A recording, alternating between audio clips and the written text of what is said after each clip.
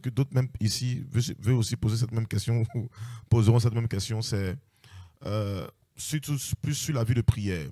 La vie de prière, il y a des fois où souvent on engage des temps de prière, ça monte, et puis après, si c'est les événements de la société et tout, tu régresses. Et pour remonter, c'est très difficile. Alors la première chose que je vais demander au frère Amos, sachant déjà qu'il est plus dans le domaine, est-ce qu'il y a des topos pour aider ces personnes qui traversent ce genre de situation? Je vais encore mieux expliquer pour que le frère Amos puisse mieux comprendre. Okay. C'est-à-dire, je prends M. X.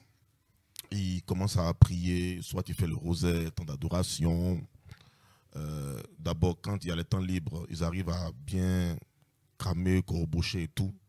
Ben, souvent, il y a des événements, soit ça peut être le travail, ça peut être quelque chose qui se passe dans la vie qui va peut-être le choquer et tout. Et tu constates que ce temps de prière qu'il avait avant, le temps de prière a chuté. Et il essaie de remonter, mais c'est un peu complexe. Alors, donc, je veux savoir, est-ce qu'il y a des topos? Si oui, quels sont ces topos-là pour pouvoir aider ces personnes à pouvoir connaître une ascension, même si même dans la vie active, soit, j'ai vu des cas comme ça, des personnes qui peut-être qui ne travaillaient pas, qui priaient fortement, ils avaient peut-être 5 heures de prière par jour. Mais le travail est venu, ils n'arrivent plus à avoir ce temps de prière, soit même 1 heure c'est compliqué, même 30 minutes c'est compliqué. Alors comment faire pour pouvoir récupérer ou soit avoir un niveau pour que moi, Dieu puisse toujours agir à travers nous? Voilà donc ma première question. D'accord. En fait, donc dans la question, il y a ceux qui ont, je vais dire, un bon temps de prière. Et puis, on va dire au niveau du temps matériel. Ça veut dire, il y a un travail qu'ils commencent, donc leurs horaires ne sont plus les mêmes.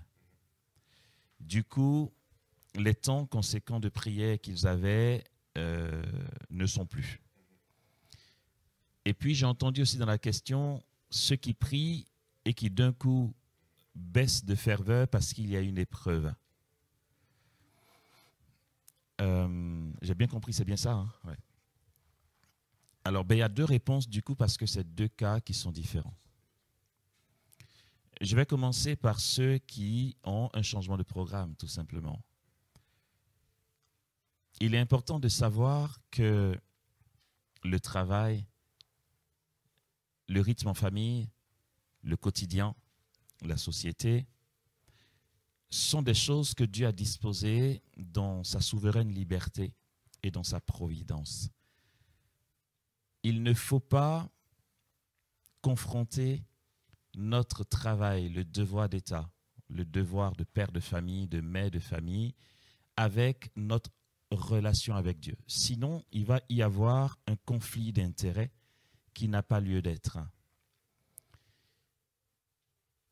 C'est vrai que lorsque tout sera récapitulé dans le Christ, il sera le Christ total, tout en tous.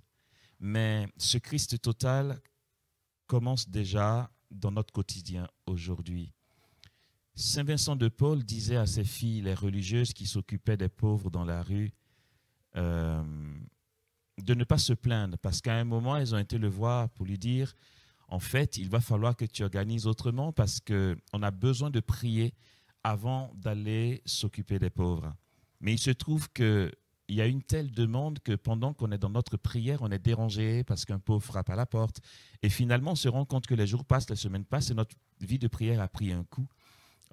Pourquoi ne pas réorganiser?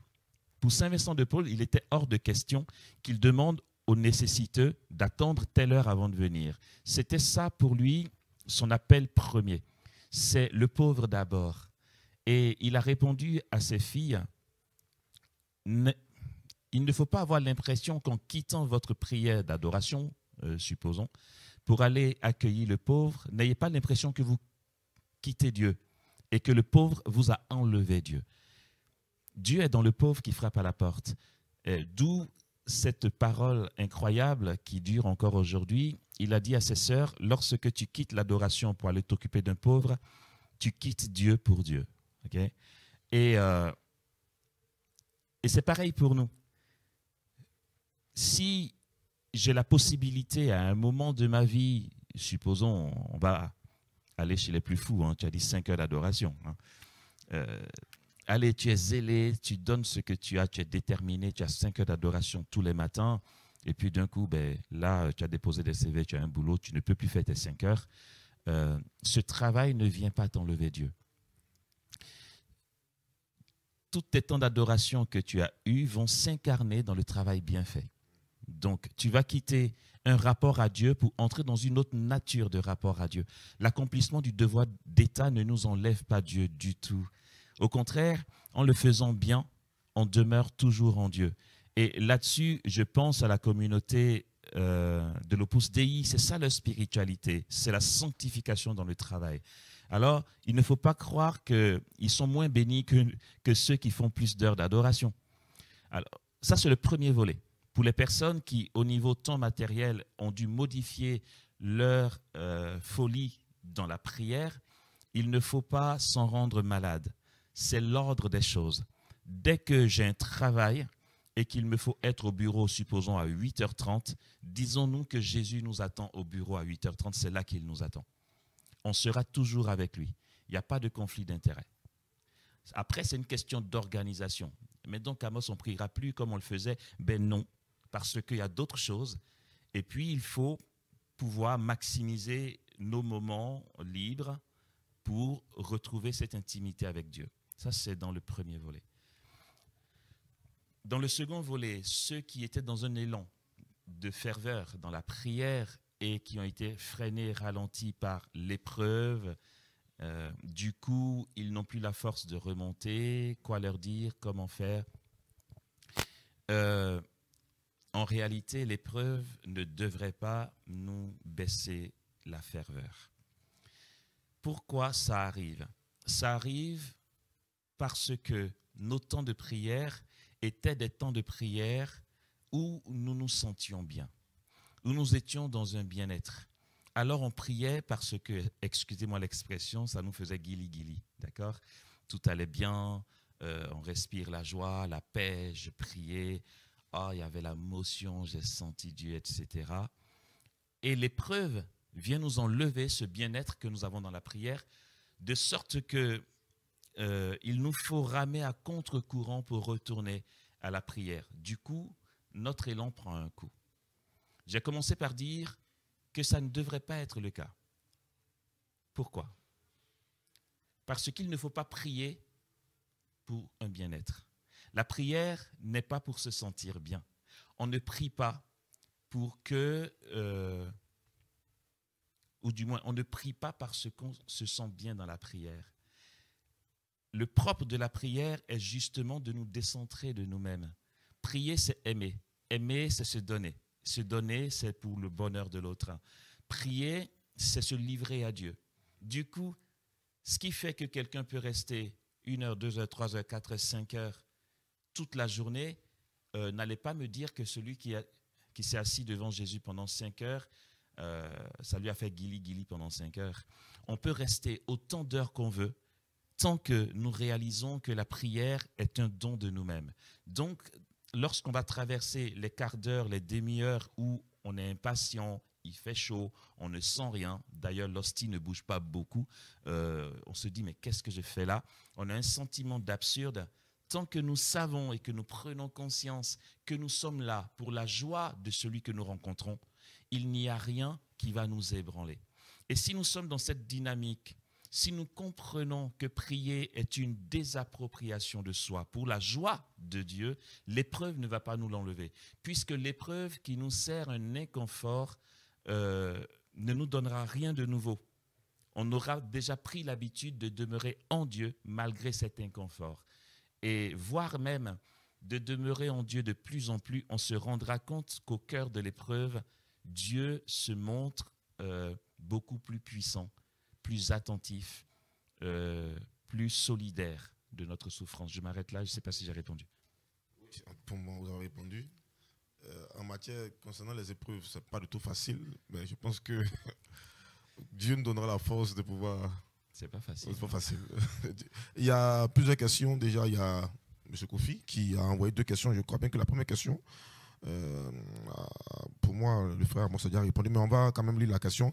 Comment faire pour rester connecté, pour rester dans la présence de Dieu pendant des heures et des heures? Il demande comment faire pour rester dans la présence de Dieu pendant des heures et des heures. La première question. La deuxième question, est-ce qu'il y a un programme précis pour un exemple ou un exemple de programme quand il se met, c'est pas s'il pose la question au frère Amos, si le frère Amos doit donner ses topos. Quand vous vous mettez en adoration, est-ce que vous avez un programme précis pour adorer? Donc voici ces deux questions. D'accord. Alors, un programme précis pour adorer, je veux bien, enfin, on ne va pas lui demander de répondre, sinon ça va être long, mais est-ce que c'est pendant que je suis assis devant Jésus, est-ce qu'il parle du contenu de ce temps d'adoration, ou est-ce qu'il demande un programme sur du long terme? Bon, je vais essayer d'aborder les deux sujets. La première question, comment on fait pour rester devant Jésus pendant longtemps? J'ai un peu répondu dans ma première... Il dit oui. Il dit oui? Oui. Ok. Alors, au niveau du contenu de la prière, rester devant Jésus pendant longtemps, c'est s'oublier. C'est renoncer à soi-même. C'est mettre de côté notre impatience, notre fatigue, notre sentiment d'absurde. Et je vais dire aussi, choisir de grandir à vitesse grand V dans la sainteté. Vous allez voir pourquoi je le dis. Qu'est-ce qui nous est difficile quand on est assis en silence devant Dieu pendant longtemps? Je dis pendant longtemps parce que tant que c'est une demi-heure, on peut encore se débrouiller pour y arriver. Pourquoi après 1 heure, 2 heures, on se dit ça devient trop? C'est que le silence de l'hostie, le silence de l'adoration, le silence de Dieu finalement dans l'adoration, nous ramène à nous-mêmes. Le silence nous fait peur parce que le silence nous donne d'affronter notre vie intérieure qui nous déplaît. Très peu de personnes sont fières d'elles-mêmes. On joue des rôles, on fait croire que tout va bien. Mais dès qu'on est seul face à nous-mêmes, c'est que de la difficulté qu'on voit, de l'inconversion qu'on voit. Pardon, mais de la pourriture, quoi, finalement. Ce qui fait que je suis impatient et que je veux me lever après 3 quarts d'heure, ce n'est pas le fait d'être en silence en soi, c'est ce sentiment d'absurde. Je me sens vivre parce que je fais des choses. Je me sens exister parce que je suis dans une dynamique, dans un programme qui me fait passer d'un acte à l'autre. Et dès que nous sommes assis dans le silence, on a l'impression de perdre du temps. On a l'impression de rien faire de notre vie. Et en général, tous nos manquements remontent. Pourquoi on prend de l'alcool pour oublier les problèmes? C'est que justement, ça nous fait oublier. Pourquoi en moi, il peut y avoir une blessure que je vais oublier pendant 2-3 semaines? C'est que pendant 2-3 semaines, je serai dans de l'activisme. Je suis occupé, mon cerveau est pris par autre chose. Mais dès que j'arrête, j'ai que ça qui est face à moi. Ça me rend vulnérable dans le silence. Je disais à une fraternité une fois qui m'a invité, il a dit, Amos, viens nous parler du cœur à cœur parce qu'on prend tout un week-end que d'adoration. J'ai dit, super. J'y suis allé et, bon, à juste titre, hein, enfin, comme on fait, et puis ils ont raison, en soi. Ils ont raison au niveau, bon, dans une logique, ils ont raison d'avoir un organiste qui est là, qui les accompagne dans cette adoration. C'est très super ce programme qui se sont fait d'adorer Jésus de vendredi jusqu'à dimanche soir, à l'exception des moments de sommeil. Et il y avait un organiste qui jouait à côté. Quand je suis arrivé, je leur ai juste dit, pourquoi il y a un organiste? Ils disent quoi? Je dis, pourquoi il y a un organiste? Ben, pour jouer de temps en temps. Pourquoi faut-il qu'il joue de temps en temps?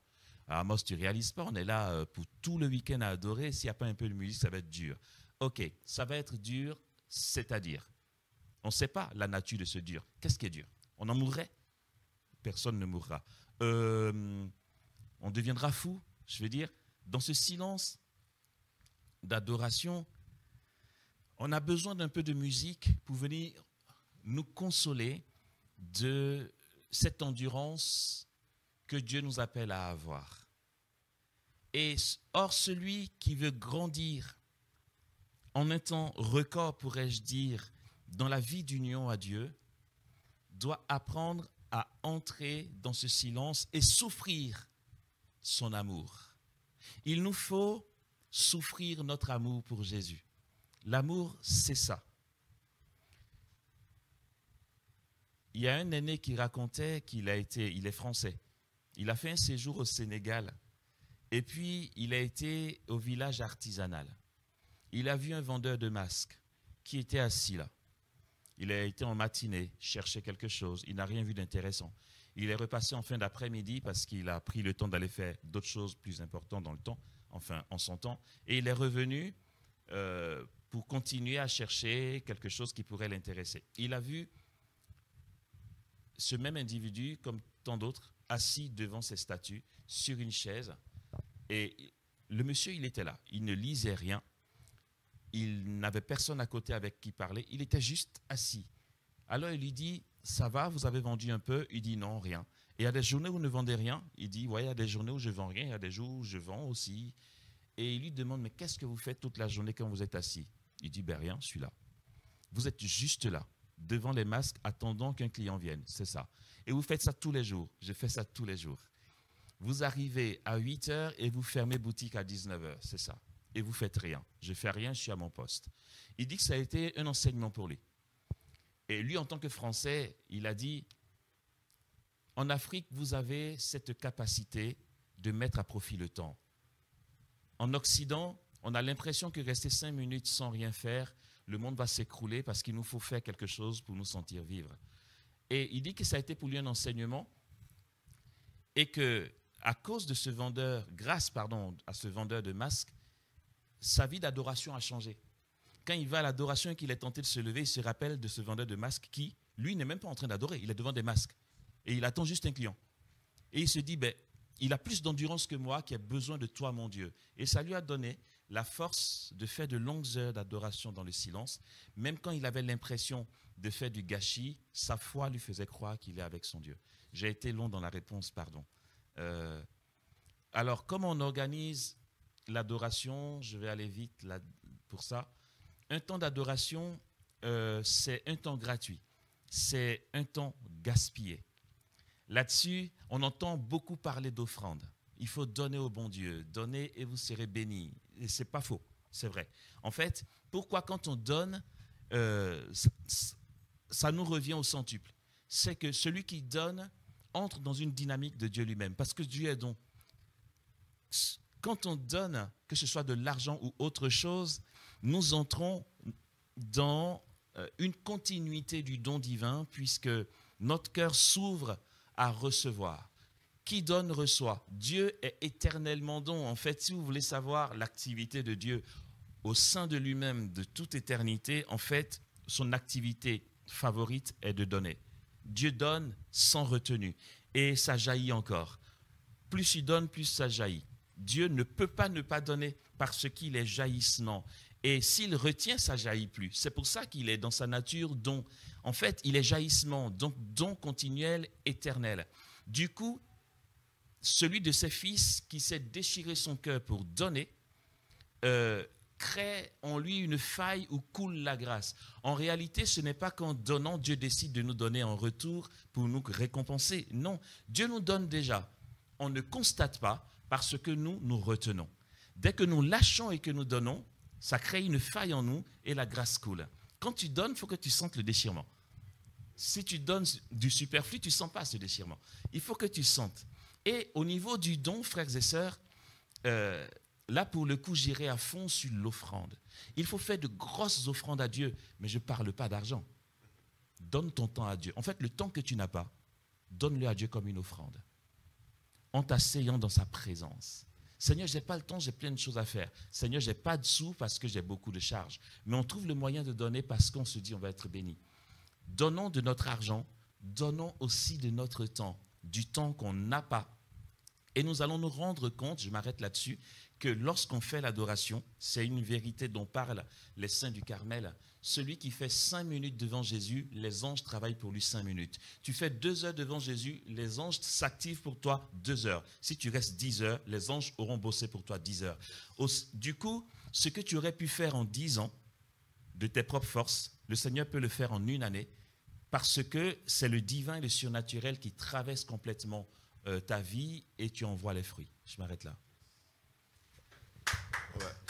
Très, très bonne réponse. Et comme je l'ai dit toujours avec le frère Amos, nous sommes toujours nourris par la parole de Dieu.